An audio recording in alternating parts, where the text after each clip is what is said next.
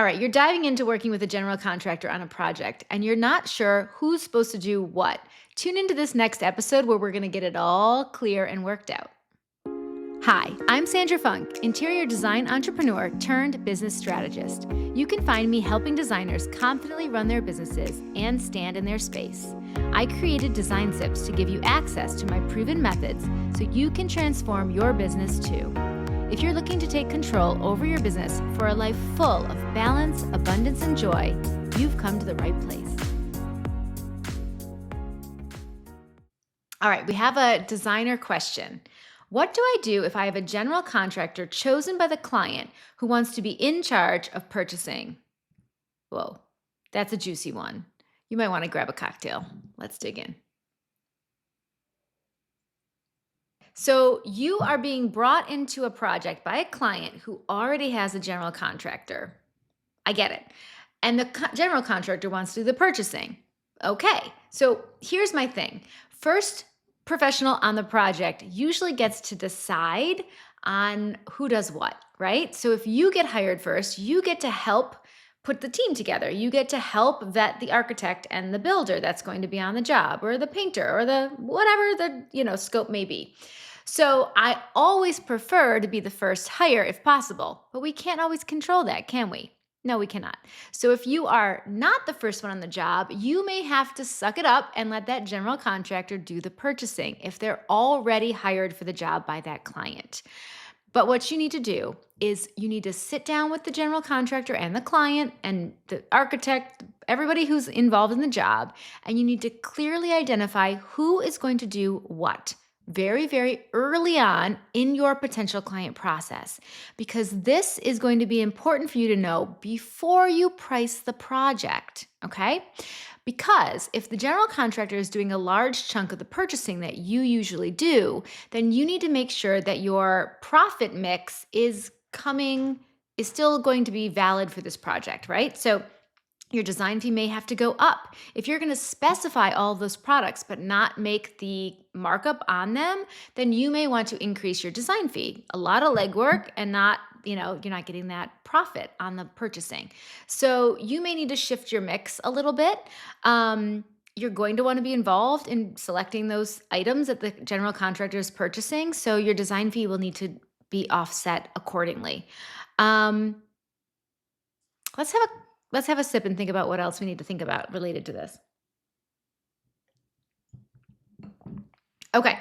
When I am the one who's first on the job, I'm pulling in the architect. I'm pulling in the builders. We're putting that team together, yeah? And then I'm laying out, here's what I typically purchase. And I'm still having those conversations, but again, first professional on the job usually gets to set that tone.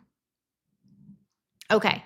What strategies can I use to build a collaborative relationship with the general contractor while protecting my interest? So it's so important to be in a relationship, in a strong, professional, collaborative relationship with that dream team that's taking on the project. And again, typically designer, contractor, architect. So one of the things that I am very, very careful with is that I am only working on jobs where I am in good relationship. So if I am getting called for a job, the client already has a contractor, and I know from the past that this contractor and I do not work well together, I'm not taking that job. It's not worth getting involved in a long-term, large project with friction already out in the beginning. I believe in abundance. There are a ton of jobs out there. Go find one where you can build a dream team and have an amazing, collaborative, supportive, just abundant project and really get along and really make magic together. So what can you do to build goodwill with your general contractors and your architects?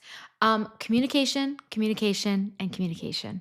So this starts early and often. Have meetings, discuss who's going to do what, how often you're going to meet, who's going to put the agenda together, who's going to put together the meeting minutes, how will to-dos be tracked? How timely are their responses? Are they good on email? Do they really prefer text? Are they a phone call person? Do they like to meet in person? And does any of that jive with how you work best? right? We have to talk this all through. Who will I actually be working with? Is it the owner of the business? Is it the head guy? Is it the project manager? Like, who am I actually interacting with day to day? Again, how responsive are you?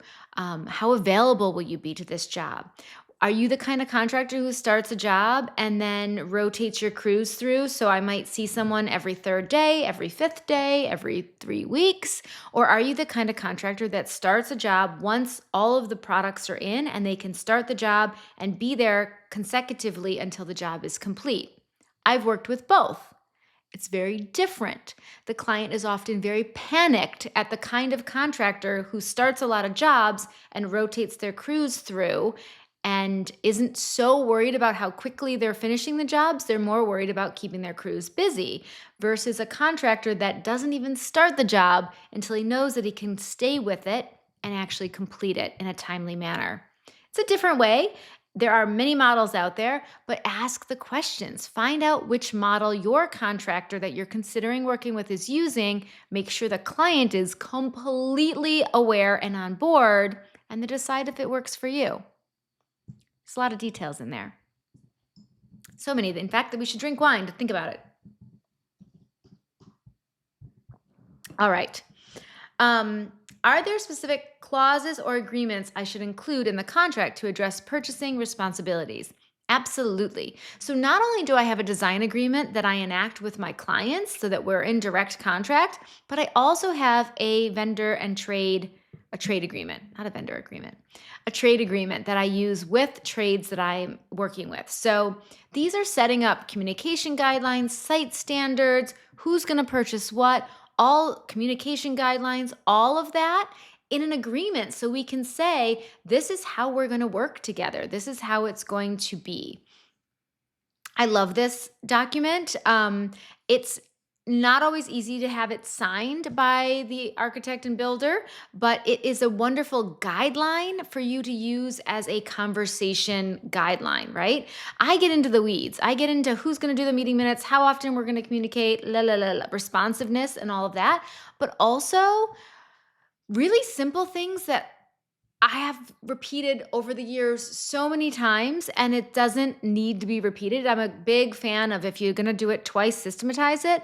But things like no smoking on job sites, no parking in the client's driveway, cleanup standards for every single day at the end of work, taping off standards for if the flooring is staying, how it should be covered and protected. If there's entry points of where the construction starts and where it stops, how that should be dealt with, that it shouldn't just be some tape and plastic. They should build an interior door, blah, blah, blah, blah, blah, which is like an exterior grade door so that it's properly sealed for dust. Like that level you can get into, and that is really protecting and being the advocate for your client. And year after doing builds and renovations, you start to realize there are some standards that you want to uphold, and you may as well say it once and say it clearly at the beginning of the relationship.